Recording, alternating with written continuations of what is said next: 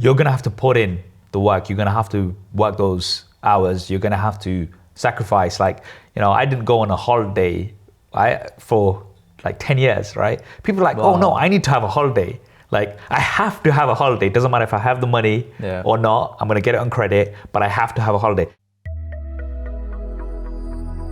Saf, I want to talk about your entire journey. I want to get into it. I want to learn about, how you got started, what the challenges were. Yeah, I mean, it's a pleasure to be on because as you said, I've been watching you guys for quite some time as well. And, my go-to for anything Islamic finance, I'm always on the YouTube channel. I'm seeing your shorts pop up a lot more as well nowadays. Oh, is it? I'm like, because I'm going to give credit to my cousin Cass, who actually recommended a lot of your content. And you know how it is on TikTok and YouTube. As soon as you see one video, then you start getting recommended more and more. Shout out to Cass, whoever he is. Cass, my cousin Cass, mashallah, top lad. So I've been watching a lot of your lot's content as well for quite some time. But yeah, for myself, it's been 11 years, alhamdulillah. 11 years and a few months now. I want to ask you about, where do you get this creative spark from? Like, what's the thing that, keeps you going? Alhamdulillah, I mean, I would say from a very young age, just being quite creative. That's something that's been a bit of my passion. And I've also been a little bit technical as well, which I think is a quite unique combination. So my background, surprisingly, and a lot of people won't know this, but I used to make Flash websites. Oh, really? Flash, yeah. So that was like a good combination. I used to kind of combine the design elements and 3D and creativity with the technical elements and scripting and ActionScript and stuff like that. So I think that's quite a unique position, alhamdulillah. But I've always had that, like when we were kids, me, my brothers, we would be, when my dad was at work, we'd grab his camcorder and we'll be making lots of videos amongst each other. Thankfully, none of those videos are online and I hope they never will be. But yeah, we were just really like interested in making content, right? We used to watch all these films and, especially action films. It'd be like, all right, let's go ahead and let's reenact this, right? Let's try to do it ourselves. Let's try to replicate this shot. And that was something that I was always into. So I think it just kind of came naturally. I mean, some people are good with numbers, which I'm definitely not, which is why I have to watch your channel all the time to get all the updates. Some people are obviously creative. Some people are talented in other areas. And I think that's something that, alhamdulillah, just came quite naturally. And, so I think filming and video doesn't, for me, come naturally. I think that like the scripts and the creative aspect of it, sure, I can deal with. But the dealing with that technical side and that intermeshing of it with the creativity, how did did it just come naturally to you, or do you think it was like a case of you did a number of reps, and are you talking about as a kid you were doing filming? Yeah, so I think for me it's just because I was just really interested in that area, and generally if you're really interested in something, you just naturally want to learn more about it, right? You want to test out different things. And I remember one of the first videos that I actually uploaded onto YouTube, which actually is still there, was a little action trailer that I did, right? So I wanted to play around with VFX. So I was just like, I wonder how they do this. So I'm watching some tutorials. Okay, how do I get this explosion to be here where it is? And like all of this stuff. And that's how it really kind of just started. I think if you're passionate about something, you will naturally want to do that. And you mentioned when you're creating stuff, like, you are creative on the scripting side of things and the content side of things, which is obviously another skill in itself. And then there's also the visual side of things. So there are all these aspects that take place. But I think to be a YouTuber that started doing it all on your own, you have to be a jack of all trades in a sense, right? Like, let's say novel writing, right? Yeah. To give you a very different sense, I think that to be a great novelist, you need to have great characters, you need to have a great plot, and you need to have great writing. What do you think for like a YouTuber are like the 2 or 3, 4 ingredients that they have to like all come together? So the interesting thing about YouTube is if you are starting solo, which most people do, right? You generally don't start with a team. Some people, they have the finances and they're like, okay, we want to get into YouTube, and they'll do it professionally. They don't need to worry about the camera side of things because they'll just get somebody to do that, right? In editing, they'll just get somebody to do that. But generally speaking, I think most people on something like YouTube start themselves, right? And I think the key ingredients, I think the most important thing is your personality. That you need to be somebody that people are going to come to actually listen to. Yeah. If you're somebody that's monotone and, just, I come across lots of content creators who like ask me for advice, and then I'm watching their videos and I'm like, you need to be more enthusiastic. You have to up the energy a lot. So one of my things that I always say is, how they say the camera adds 10 pounds, right? The camera also takes off a lot of energy. Yeah. So you might think that, okay, I'm actually, I'm fine. But as soon as you watch it back, you're like, Assalamu alaikum guys, how's it going? And then you look back and say, Assalamu alaikum guys. You know what I mean? Yeah, I know exactly what you mean. So I think that's something important, but that kind of comes with time the more you do it. Like if I look back at some of my earlier videos, I'm pretty like, not as, I generally am somebody who's quite animated and quite, loud and enthusiastic. So then that kind of comes across, but you have to amplify that. So I think that's quite important. I think having the knowledge and passion in your subject area, because remember, as with anything, there's an infinite amount of different niches that you could be going into, right? Yeah. So both of us here, I'm focused in technology. You are obviously in, Islamic finance. So there's so many different niches out there. So I think having a passion and having the knowledge of a particular area is very, very important as well. And I'd say the third thing, then it comes to having enough knowledge to make your video look good, right? Yeah. So you don't have to be, I think to begin with anyway, you don't have to be an absolute expert. You don't need to have, a nice blurry background in your videos and stuff. That's not necessary, because nowadays technology has come so far where you could just use your iPhone, right, to shoot videos.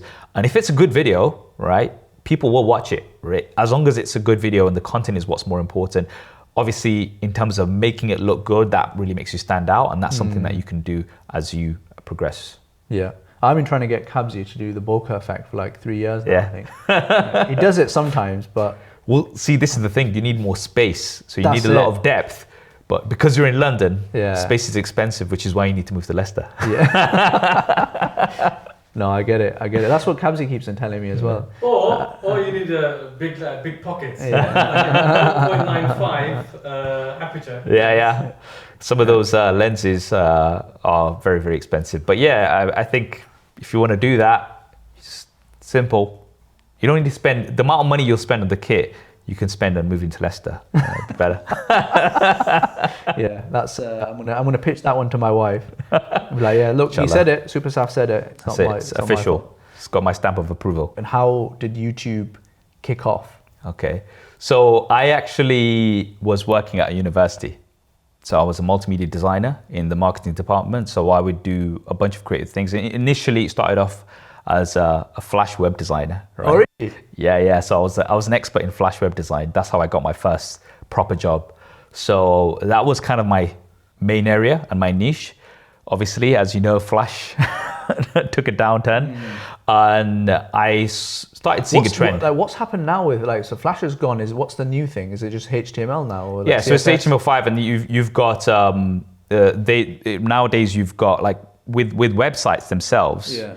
You don't really nowadays it's apps, right? Yeah. So a lot of people will program apps, and that's kind of what's more the theme nowadays. You don't really go on a website to play games generally. Yeah. You download an app, right? Before, when you wanted the Flash websites, and also, you still have to wait for something to load, and you have a flashy intro and stuff. That's kind of gone. Now it's just video. Yeah. So if you go onto a website, you'll have a really nice, clean looking website. There'll be some interactive elements that they'll do with HTML5, etc. But when you want anything flashy, then you just do a video. And that's the trend that I saw, that things were changing. People were using more and more video.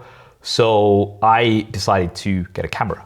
No experience, nothing, apart from obviously as kids making those little skits and stuff. I was I'm just really interested. So bought a Nikon D5000, and just started taking photos and videos and posting those and sharing those online. And that's really kind of how things started, because once I started doing that, a lot of people were asking me for advice. Now, where I would go for my advice, if I wanted to see how to do a certain shot in terms of VFX or anything, I'd go onto YouTube. Oh, really? So I'm if people are asking me advice, let me just put that content onto YouTube. And I've always been fascinated with YouTube as a platform, right? Because you don't need to, have any qualifications, or you don't need to go for any auditions. Yeah. Literally anybody out there right now, even a 5-year-old kid can technically be a YouTuber by just filming a video on their phone and uploading it straight away. I mean, it's not necessarily going to be a good video, right? That's arguable in the term of YouTuber. But generally speaking, it's just the barrier of entry is so little that you can just go and start making content. And that's something that really, really appealed to me. Because I say this all the time, but I'm a strong believer in making your own opportunities, and that Allah helps those who help themselves. Yeah. So if you wait around for something to come, it's probably not gonna. You have to actually go out there and take the actions for it. And for me, YouTube was that perfect platform to do that. And side question, did you do any wedding photography? I did. Yeah, that bit I smoothly missed out, but thanks Ibrahim for bringing that in. So yeah, I mean, the thing is, when you're starting off, right, and you're posting photos and videos online, the immediate sort of connection that you get is people are like, oh, can you photograph my wedding? Yeah. And you're like, all right, go on then. And then you do one, and then you post the pictures, and then it just starts snowballing after that. So for me, it was really good to start investing in gear, because the money that I was making from that, I could reinvest into buying new, nice bokeh lenses with some, which give you that really creamy bokeh effect and that blurry background. So I'm like, okay, if I can do this and I can make money, I can, invest back into this craft that I'm trying to develop. So it was good for that. So I don't want to kind of complain. Bokeh lens on your hand, and there's the bride and the groom in the background, and you're just that's it. Just look at my hand. But it was very successful. But I did not like it. Like, it wasn't enjoyable, because there's only so much creativity you can do, and it gets very repetitive, and that's something that I didn't like. And especially when you're covering weddings for our lot. Shall we say, they're very long. They could be from like full days, and carrying your gear and camera kit everywhere around. And as I said, majority of it is very repetitive, and I did not enjoy that. So then I think I did it for about a year. My brother Riz was helping me out as well. We did that for about a year and a bit, and then we're like, that's it. Hang up the gloves. We don't want to do it anymore. Saf, I had a really bright idea, I think, Go on. for wedding photography. So what you could do is, there's two ideas here. One is you could do like guerrilla wedding photography, where like the bride and the groom don't really know that you're doing the photography, and not even on the wedding. This starts like a few days before. It's like long range shots, that sort of thing. And then the other idea I had was divorce photography. Oh wow, that's a new niche, definitely. That's a new niche, like, and again, it does like maybe one side doesn't know that's going on. Right, so just like the guy's going to be like, I'm going to be divorcing my wife. Let's just get this. You stay the distance.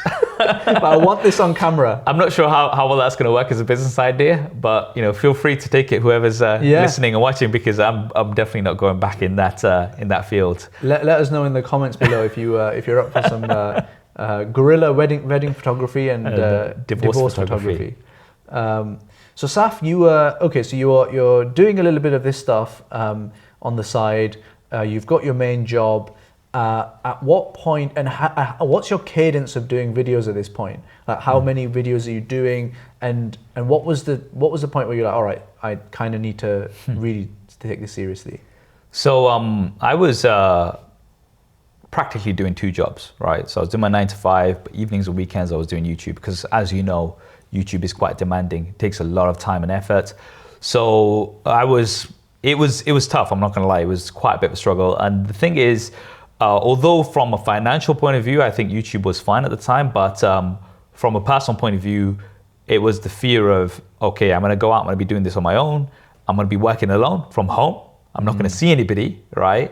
So that social aspect as well, because working at the university, I was working with my best friend, Waz. So we would just like have banter throughout the day. There is something about that office environment which is really fulfilling and just keeps you motivated. And I was just like, if I lose that, what's going to be my alternative, right? So I was a little bit afraid. So I kind of needed a push, and I got that push in 2017. So you might be aware of Casey Neistat. Yeah. So lovely guy.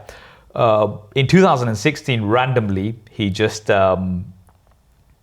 tweeted out of nowhere, this guy makes the best camera reviews on YouTube with a link to one of my videos and tag me. Easy. And I was like, at this point, I didn't even know he watched my videos, right? So I was just like, wow, like my notifications were popping off and everything. And then we, became online friends. And then suddenly he was just like, Saf, you need to, I want you to join me in New York for a project I'm doing with Samsung. Wow. So I'm like, brilliant. And how do you reach out? Like, what, just email or? DM, Twitter DM, okay, right? nice. Because we would like just tweet each other now and then. Yeah. So I'm like, brilliant. So he's like, all right, my friend Paul's gonna be in touch with you. So I'm like, wicked. So Paul, lovely guy, calls me up. He has no idea I have a full-time job. Tells me, oh, we've got this new project. It's called Do What You Can't, right? So it's about breaking away from convention. If people tell you, oh, you can't do this, you can't be a YouTuber, prove them wrong. You can't be an actor, prove them wrong. You can't be, an investor, prove them wrong. I'm like, it sounds like an amazing project. Please count me in. And he's like, yeah, okay. So can you be in New York on Monday? And I'm like, it's like a Wednesday or a Thursday this time. And I'm like, so the Monday next week. I'm like, oh, let me get back to you, right? So I'm like, okay, how am I gonna ask for time off, like a couple of weeks off? Ooh, it's a couple to of go, weeks. yeah, because we're gonna work on this project and everything. And I've already been off this month. So I had been to Paris and Barcelona that month already. So I'd already taken time off. So I had a new, manager, and I asked him, and I asked like, hey, can I get time off? And, understandably, he was like, look, I'm sorry, but you can't have the time off. And then in my head, I'm thinking, the project's called Do What You Can't, right? I'm being told that I can't have time off. Yeah. So I did istikharah, spoke to my brothers, and, said Bismillah and handed in my notice. So, and you didn't even have a notice period? No, well, I did have a notice period, so I kind of gave my notice that, okay, I'm going, and I took unpaid leave to go away. Right. So went to New York. It was quite an experience because it was the first time I traveled business class as well. It was like, whoa, what's going on here? So we worked on this project. It was really demanding few days, and then at the end of it, my video hit 1 million views within a day. Wow. Alhamdulillah. We had the video along with other creators played, on a massive screen in front of thousands of people in New York, and it was just an amazing experience. And alhamdulillah, that was kind of like the turning point.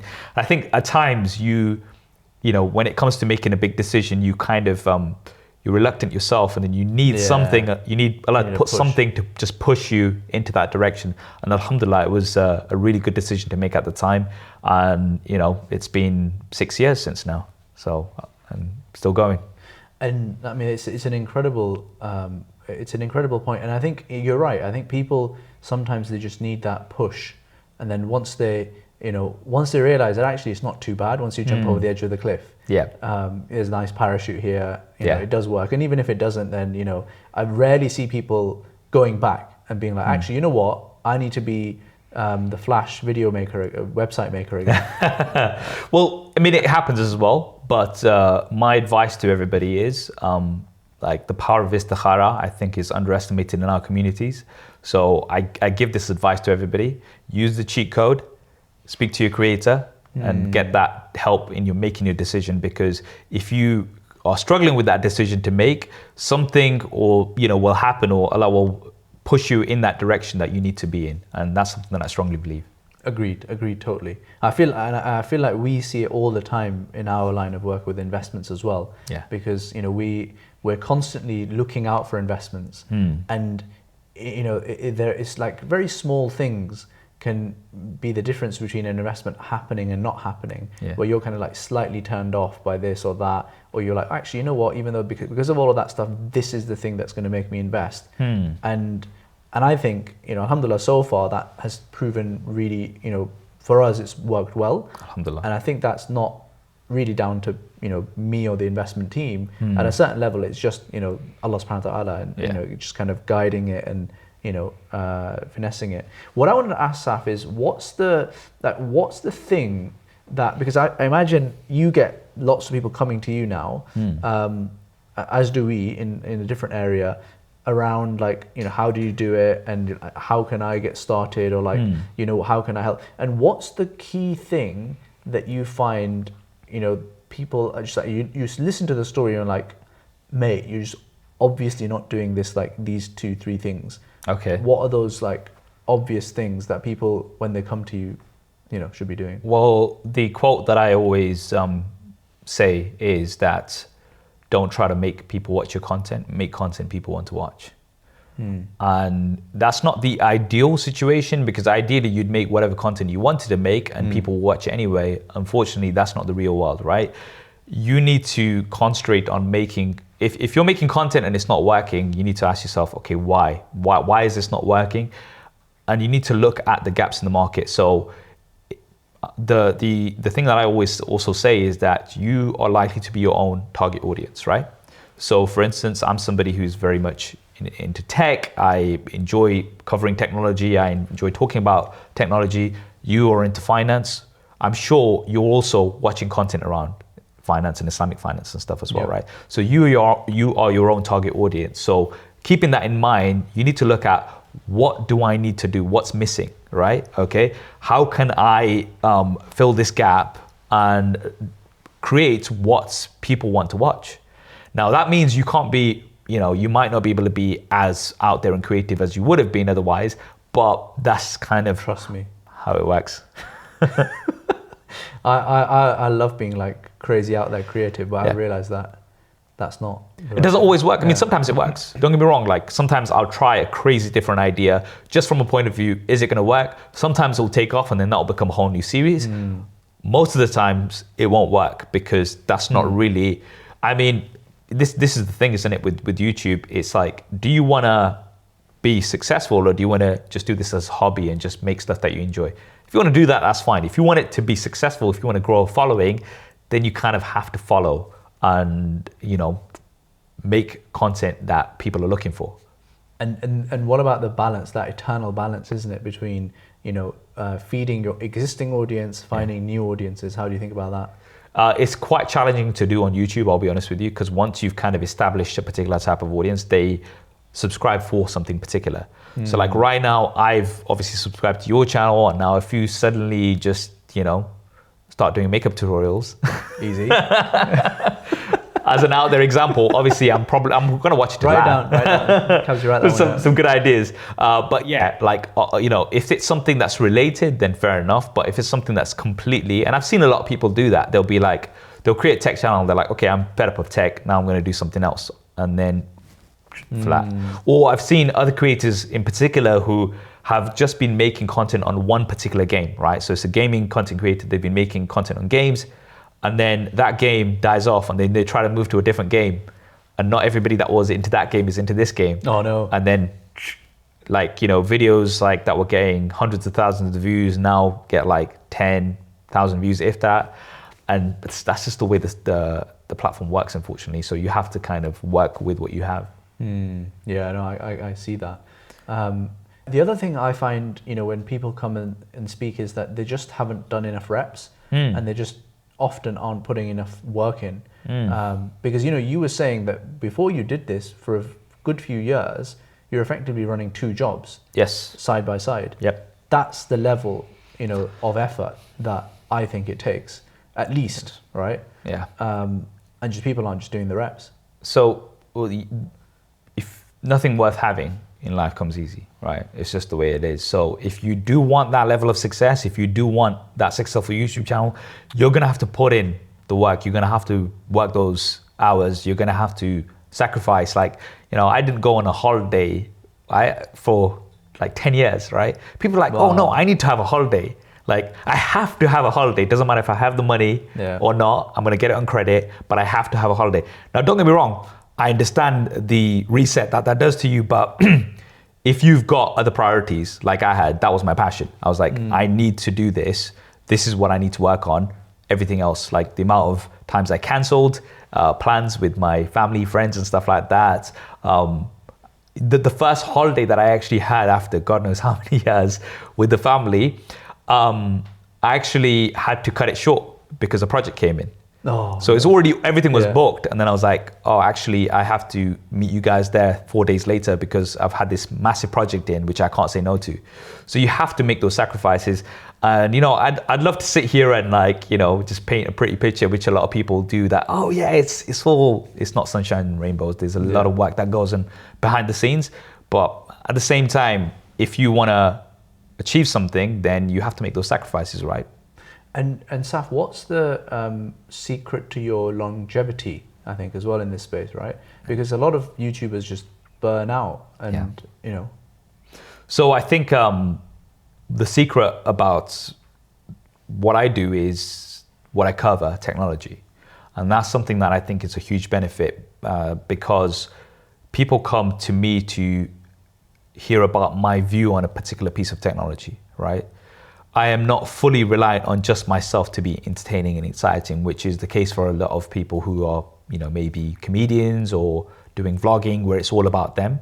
So it's a very, very different challenge. So I think, alhamdulillah, I'm very blessed to be in this place because guess what? There's going to be a new iPhone every year, right? So I've got something to talk about, right? So alhamdulillah, I think that's been one of the key things. So I don't want to kind of put it all on me about the longevity. It is because of the area that I cover. There's always something new to talk about, and kudos to Apple. Good stuff, guys. Apple, Samsung, all of these brands, they're creating so much new tech, right? And we're all interested in tech, especially now. Like everybody's just on their smartphones constantly, right? Yeah. So I've always got something to talk about, which makes my life a lot easier, right? So I think that really, really helps. And this is the moment to reveal that actually this is not SuperSaf. Yeah, this is AI.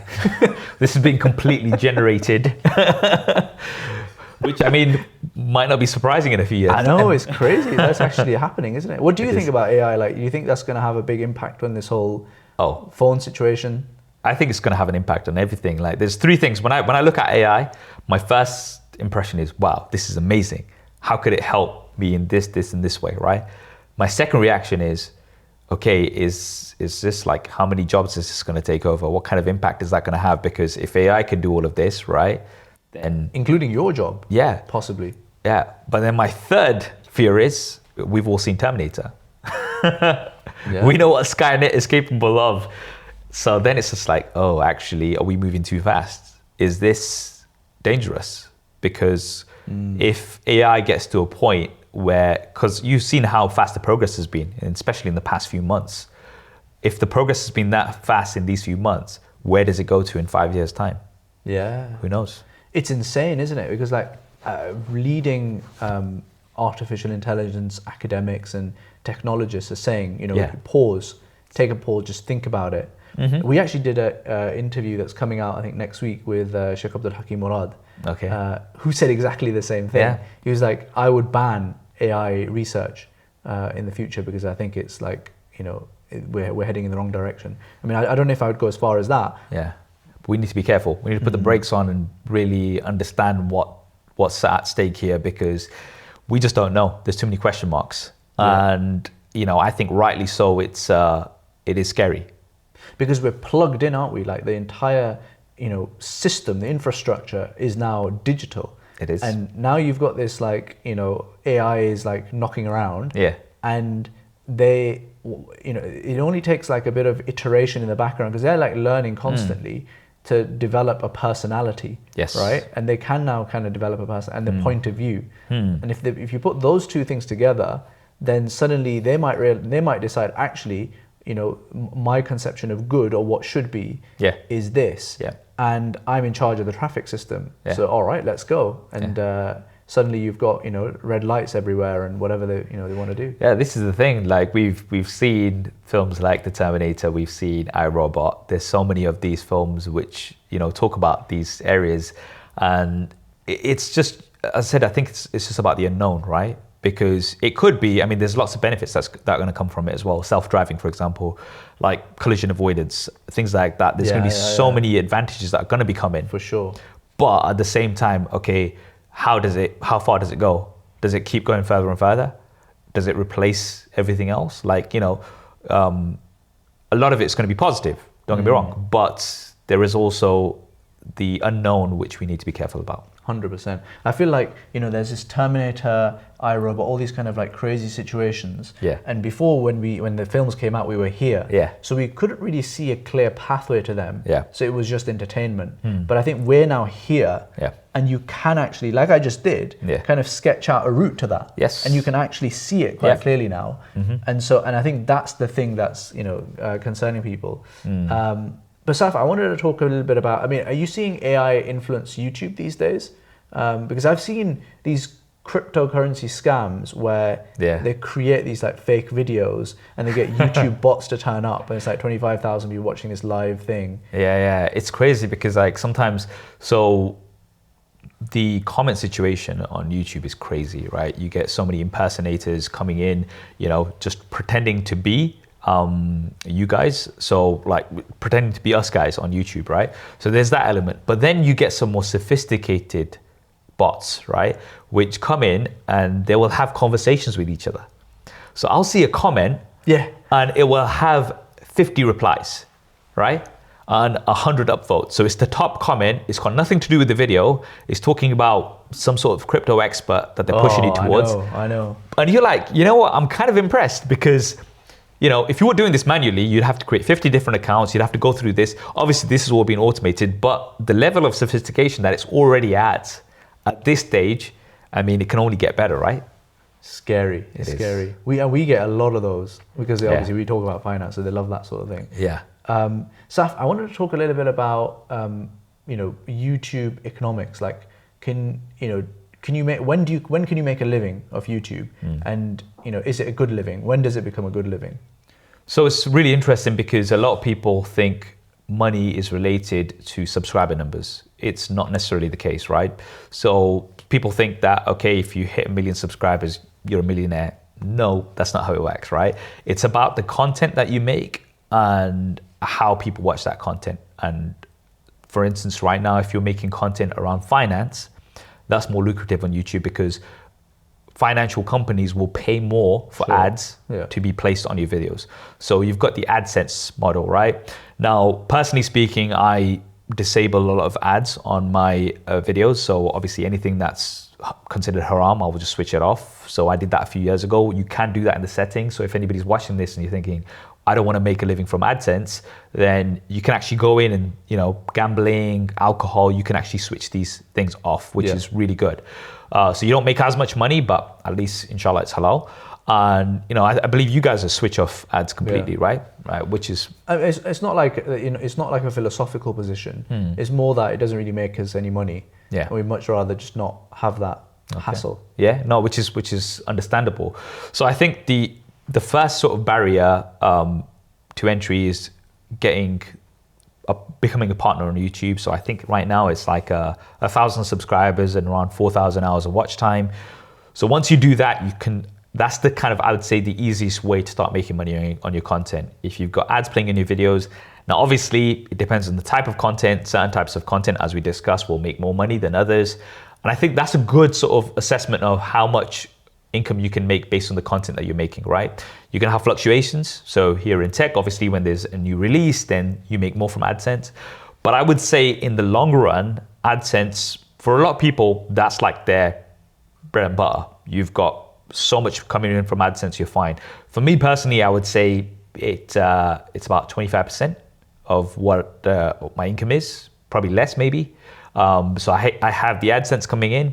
But then once you kind of establish yourself, and especially if you establish yourself in a niche, then you can start working with sponsors. So that's what I do is I'll work with sponsors, with a brand where I'll have like integrations in my videos. I might do a sponsored video here and there.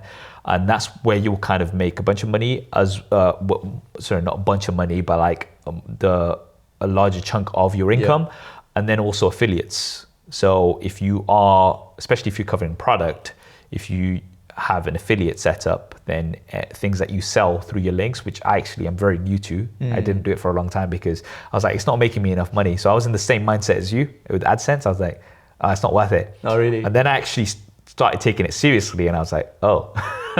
Easy. Yeah. So it's really interesting how you've got the different revenue streams, but you have to make sure you diversify how you have those. But I would say, the entry level, is AdSense, and then you can start developing other things. And how did you develop that muscle? Because you're not, and correct me if I'm wrong, but you're not like from a, let's say, an entrepreneurial family or like business family, and you've kind of ultimately you kind of have to run a business here, right? And negotiate and like do all of this other stuff. How did you navigate that? I wasn't very good at it to start off with, if I'm honest with you. It's something that you learn with experience. So it was something that, okay, you have these deals coming in, and then a lot of times I'd be like, quote something, and then they'll say yes straight away. And I was like, oh, that was easy. And then you realize that what they paid you was probably less than what they paid the lighting guy, right? Oh, really? Yeah. Oh my God. I was on a project once where there was like a whole team of like 20 people. And, I had like probably charged a couple of £100, right? And I was just thinking, oh, like they paid a lot more for the team here. Just everyone here. Yeah. Oh my God. And I'm like supposed to be the main talent, right? Yeah. So I think it's also important to talk to others in your area, right? So I know like, people like some of my friends like Ali Abdal, and there's another one of my friends, Olia. They're very open about what they make, right? Yeah. I don't do that for personal reasons, but I think within your friend circle, if you're networking with other peers that are doing similar things to you, it's important to know, okay, what is the going rate, right? How do I price myself where I'm not, just undervaluing myself massively? Because the thing is, the way we kind of like, well, my thinking from a from a full-time job is, okay, this is, I'm spending a day on this, right? Yeah. All right, what am I getting paid for a day at my job? Okay, if it's more than this, then it's good. It's like, no, that's not the way to think about it, because you have to consider that, what you're bringing to the table. You're not only bringing, especially if you're uploading a video onto your own YouTube channel, you're giving them distribution to a very targeted audience as well. You have to consider all of these things, which I've learnt over time. Yeah. And how big is your team these days? So it's still quite a small team. It's myself, my brother Riz, who you've met, and I have some help like from family to like for some of the admin side of things and things like that. And we've got an editor hopefully starting soon. So it's still a very, very small team. In terms of the actual video production, right now I do it all myself. Amazing. Yeah. And Saf, what would you say, is the thing that is exciting you about the future in the next, the next 3 months, the next 12 months, and the next, 3 years? Well, I think right now it's especially with the online world, it moves so fast, right? So you just don't know what's coming up next. So I kind of like take things as they come. But what's exciting me is just how much tech and innovation is coming from areas like the Middle East, which I'm really excited about. So I've been going there a lot more. I really like the trend that's coming from there. I'm a bit biased because I like going there. I can eat anything I want. The weather's nice and things like that. But that's something that I'm really excited about, and I'm looking to work more on, just because there's so much opportunity coming from those areas. So I think from that point of view, in terms of anything specific, obviously we've got new technology where there's a lot of VR and AR as well. So I'm waiting for the time we can have sunglasses which look like normal glasses but have everything built in. Yeah. There's a lot that will be coming up in the world of tech, inshallah. And on the Middle East, like what are the trends that you're seeing? Because you go out there regularly, right? And in the tech space as well. What's exciting you? What are the trends that you're seeing? Well, there's I was in GITEX where we actually met, remember? Yeah. Like just seeing everything kind of come together in somewhere like Dubai, which is like a tech hub, should we say, right? I love seeing stuff like that. In Saudi, we've got Neom, which is really exciting. I'd love to see how that comes along. I've spoken to some people who are actually part of that and working on it and stuff, and I'm like, that's really exciting. I'd love to actually go out there and explore and make content around those sort of things. So I think the way we're kind of developing, being connected by technology, being in places which are central hubs for technology, and it's just for me, it's just really exciting. Yeah, really cool. I think it's there's like a younger generation coming through there as well, isn't there? Yeah. Which there's a nice link with technology because older people, just generally speaking, less, inclined towards. Yeah, well, I mean, you're younger than me, I know, but I think you must have grown up in the time when you obviously had before smartphones, life before smartphones and the internet, and then life after smartphones and the internet. Yeah, just about. Yeah. Nokia 3310. Yeah, so we kind of experienced both sides, which I think is a very unique perspective, because you have the older generation, which, just didn't have any technology.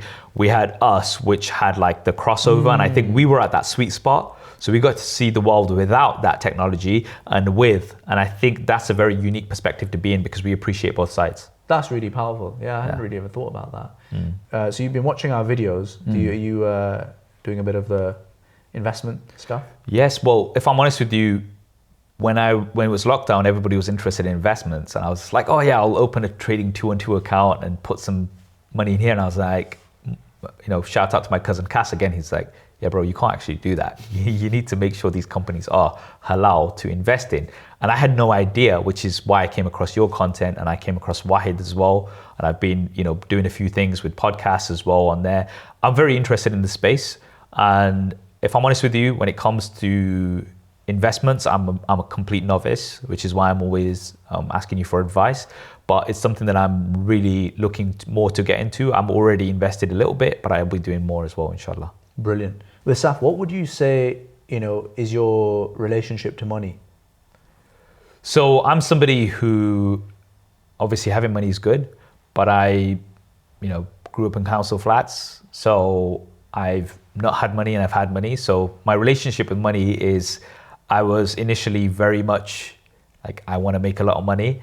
But then I kind of realized that it's nice to make money, but like there's so many other things to life, right? So like you won't see me with any designer, clothing or anything like that. My car is a Tesla, but that's because of work. Obviously, I cover electric vehicles on my channel, so that's the reason for it. Before that, I had my Vauxhall Astra. I was happy with it. So I think my relationship with money is, I'm happy with whatever Allah's going to bless me with. But at the same time, I need to be smart with the money that I have. I can't just have it sitting there, not doing anything. I want it to be making myself more halal income and thinking about long term how that's going to help me, inshallah, in 5-10 years time when, maybe my YouTube channel might not be doing as well. Yeah. Because the AI has taken over and we're all living underground. Yeah, so Matrix 3 scenario. Then money's not going to be worth anything. I know. Because then it's just going to to be pointless. You might be using, like Escobar, using money to keep warm, burning money cigarettes. To keep warm. It won't be cigarettes, it'll be vapes. Yeah. We'll be exchanging vapes. Saf, so all right, so you're doing a little bit of halal investing, you're thinking about it. What about like the whole fintech scene generally, and like, are you seeing interesting technology trends there? Like, how do you think about that stuff? I think there's a lot of exciting stuff coming up, and I think when it comes to investments, I think there's halal investments in particular. There hasn't really been much for us to do, right? I remember back when I got my mortgage, there was only one option, essentially, like to get a halal mortgage. Now we have others, which I've been finding out from yourself. There are so many options when it comes to lots of different investments as well, which I had no idea about. And I think that space, needs more. And if somebody's starting a halal business and you want to make sure that the money coming in is halal, and having somewhere where you can find those investments is really powerful, and I think we need to be doing more of it. Saf, any final messages to your audience and our audience? Well, to my audience, I'm just grateful that I've been getting the support for many, many years, and I hope they'll continue supporting as well. But I'm super grateful to be in the position that I'm in and have connection with my audience like I do. For your audiences, make sure you subscribe. Yeah. SuperSaf. No, of course.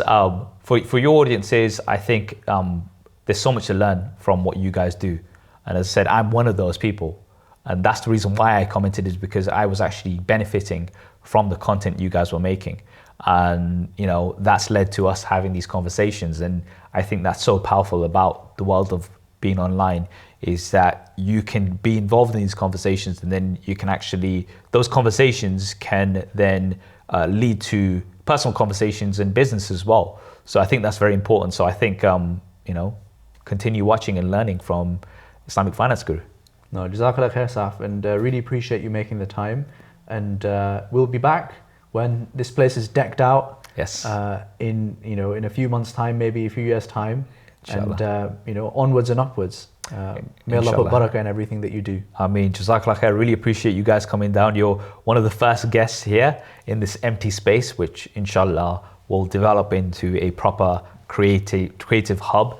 That's the plan, inshallah, long term. So, welcome to come back again. Inshallah, I'd love to have you on my podcast as well, once we've got everything decked up. But lovely to have you. And inshallah, next time you can come with some more time. Definitely. Jazakallah khair, Saf.